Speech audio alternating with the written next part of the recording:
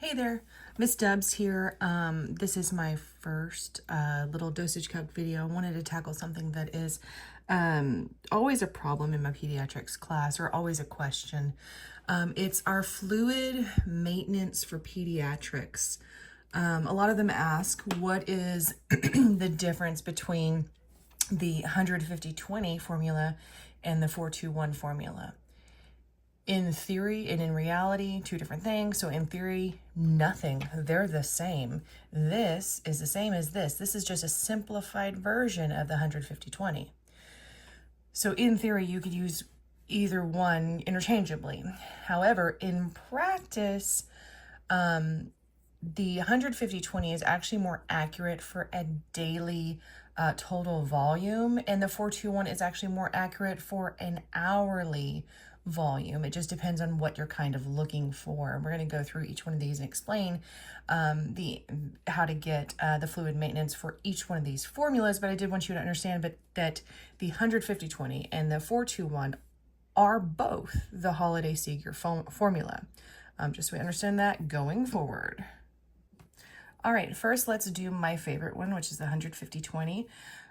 Favorite personally because I'm a pediatric nurse and I do understand that precision is the most important when dealing with little peoples. So I want to make sure that I'm being as precise as possible. So for instance, our little pediatric patient is 5 kilograms. So what you're going to do is take that 5 kilograms, and I always put the labels because I don't want to lose understanding of what that number means.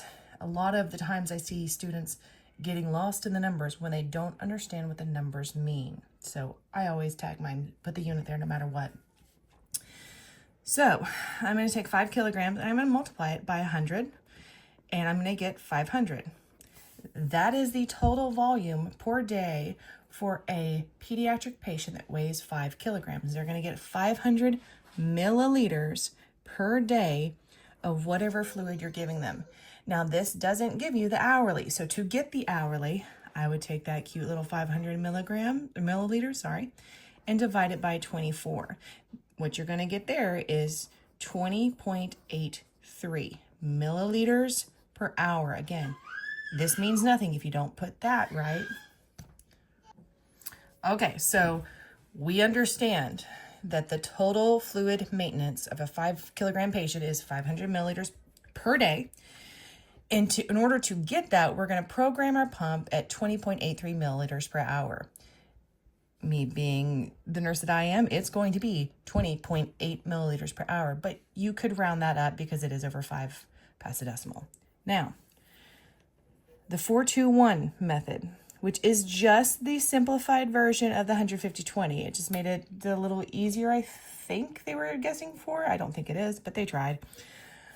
For a 5 kilogram patient, again, you were going to take that 5 kilograms, so 5 kilograms, and you're going to multiply it by 4. And that is going to give you 20 what? Milliliters per hour. This one immediately spits out what you're going to program the pump as.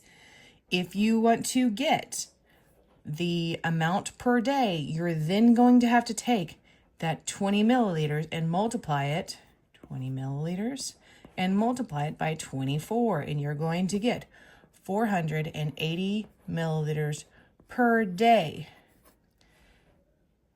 Y'all see the problem here? I do. The first one is super accurate, super precise.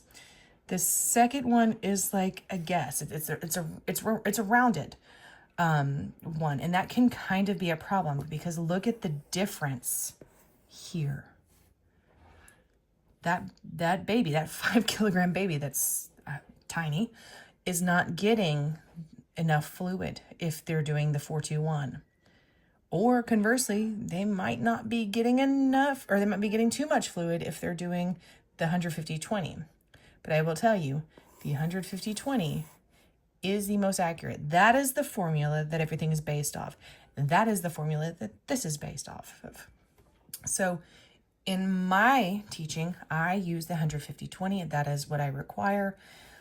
This can get you close, but why learn it if it's not as precise? Because again, we're pediatric nurses in my group, and we need to be as precise as possible. So let's break it down further. Let's do a few more numbers so we can make sure we understand what we're doing. All right, I broke it up a little further on one side so we can kind of do them next to each other. So for a 15 kilogram patient, I'm going to take the first 10 kilograms. So 10 kilograms. And I'm going to multiply that by 100. Good thing with this is every time it's going to be the same. So 100 times 10 equals 1,000. Don't lose your unit. You understand what you're trying to find. It's mLs. All right. Then you have what left over? You have 5 kilograms left over. So take that 5 kilograms and multiply it by 50. What is that going to give you? 250 milliliters. Now, then, I'm sorry if you hear my children. I'm a mom. You're going to take this and add it together. You're going to get 1,250 mLs per day. Remember, the 150/20 gives you the per day. In order, if you wanted to program the pump, you would divide that 1,250 mLs divided by 24, and you're going to get 52.08 mLs per hour. All right, so we're at 1,250 a day, or 52.08 mLs an hour. Again, you can round that as you see necessary. I would go down to 52. Make sure you're doing what your teacher tells you to do as far as rounding. For the 4-2-1, you're going to take the first 10 kilograms and you're going to multiply it by 4, and it's going to be 40 mLs. Then you're going to take the next 10, which we only have 5 of, and you take that 5 kilograms and you're going to multiply it by 2, and that's going to give you 10 milliliters. Then you're going to add these two together, 50 mLs, and that gives you per hour. 4-2-1 gives you per hour. Look at that.